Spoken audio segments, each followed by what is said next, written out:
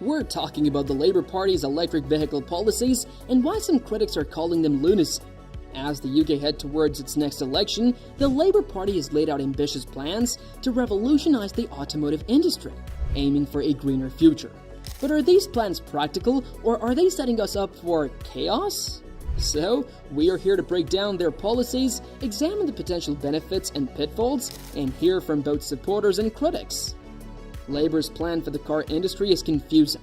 On one hand, they say it's a great British industry with a long history. They mention all kinds of vehicles it makes, from cars to buses. But on the other hand, their plan might hurt the industry. A newspaper said some car companies might leave the UK to avoid Labour's rules on electric cars. These companies might think it's easier to leave than follow the strict rules. Labour wants to make British use cleaner energy, but their plan isn't clear on how. A big car company might close factories because of Labour's plans. This could be a problem for a new Labour government. Labour says they want to help the car industry, but their rules might make things worse. Companies leaving would mean job losses and hurt the economy. Labour's plan doesn't seem well thought out. They praise the car industry, but also make plans that could damage it. This could lead to big problems for the industry if Labour wins the election. The UK government has announced ambitious plans to advance the transition to electric vehicles by moving the ban on the sale of new petrol cars from 2035 to 2030. This decision reverses a delay previously announced by Rishi Sunak and the Conservative Party. However, the feasibility of this accelerated timeline is being called into question by major industry players, most notably Stellantis, which is advocating for a partial relaxation of the rules.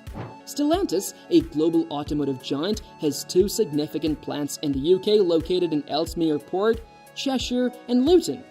These plants produce passenger cars and vans and employ hundreds of people. At an industry conference in London, Stellantis UK's managing director, Maria Grazia Divino, voiced concerns over the new laws that require car manufacturers to sell increasing proportions of electric vehicles under the zero-emission vehicle mandate. According to this mandate, 22% of cars sold by major manufacturers must be electric, starting this year. This target will increase annually, reaching 80% by 2030 before culminating in a total ban on new petrol and diesel cars in 2035.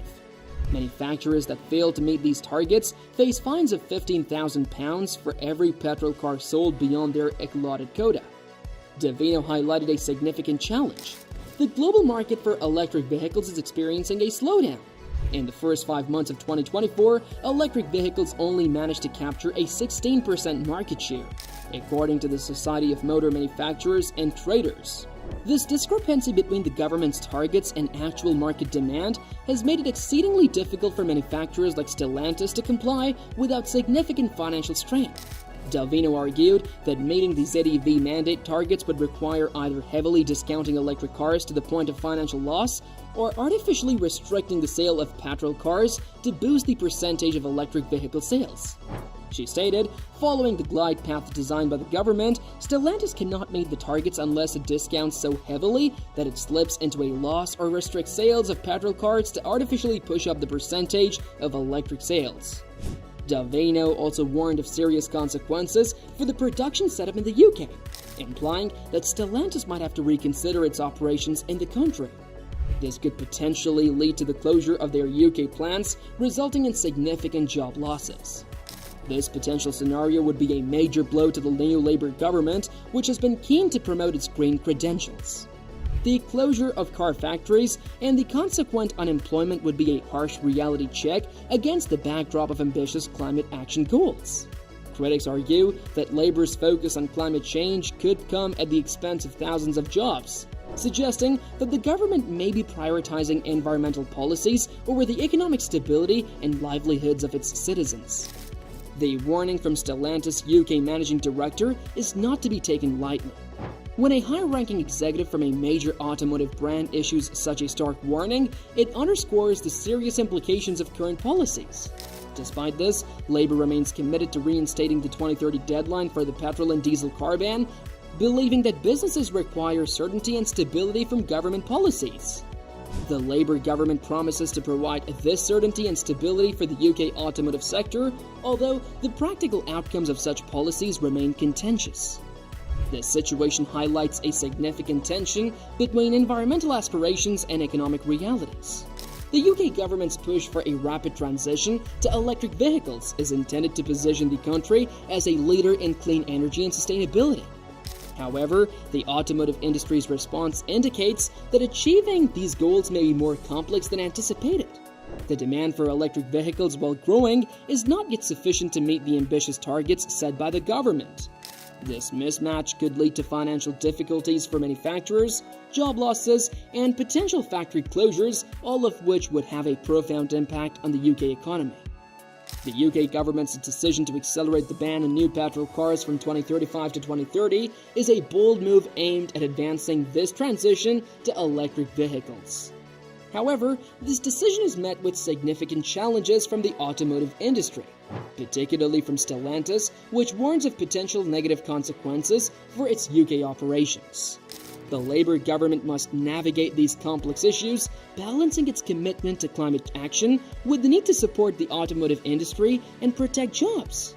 The outcome of this policy shift will be a critical test of the government's ability to manage the transition to a greener economy, while maintaining economic stability and protecting livelihoods. We believe that the 2030 deadline for phasing out petrol cars is the right policy, one that the industry was confident in achieving. However, delaying this deadline will permanently raise costs for British families by billions of pounds. The argument is that electric vehicles have cheaper lifetime costs compared to petrol cars and are expected to have lower upfront costs by 2030. Currently, this is not the case. EVs depreciate much faster than petrol or diesel cars, requiring more frequent replacements. To claim they are cheaper when they need to be replaced every few years due to significant depreciation is misleading.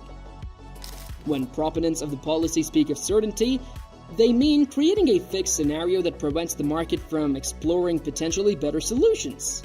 This approach appeases their allies in the renewable sectors. Labour is not inclined to reconsider this plan just because a segment of the population opposes it. They believe that increasing the number of charging stations will solve the issue of EV adoption. Labour plans to invest billions in battery factories and set binding targets for charging points, mandating a strategy that may not align with public demand, all in the name of climate action. The frustration within the industry over how the government has managed charge point funding is understandable. Labour intends to release and redirect existing charge point funding to ensure reliable charging coverage across the UK. This includes the unreleased £950 million Rapid Charging Fund, which was announced over 3 years ago in March 2020. Labour would prioritise bids from areas where the market is not providing a reliable network, aiming to address the significant regional disparities in access to charging infrastructure. Despite these plans, there is skepticism about their effectiveness. If you found this analysis of the Labour Party's EV policies interesting, please give this video a thumbs up and share it with your friends. Don't forget to subscribe to our channel and hit the bell icon so you never miss an update on the latest political news and analysis. Would love to hear your thoughts on this topic, so leave a comment down below. Do you agree or disagree with Labour's approach to electric vehicles?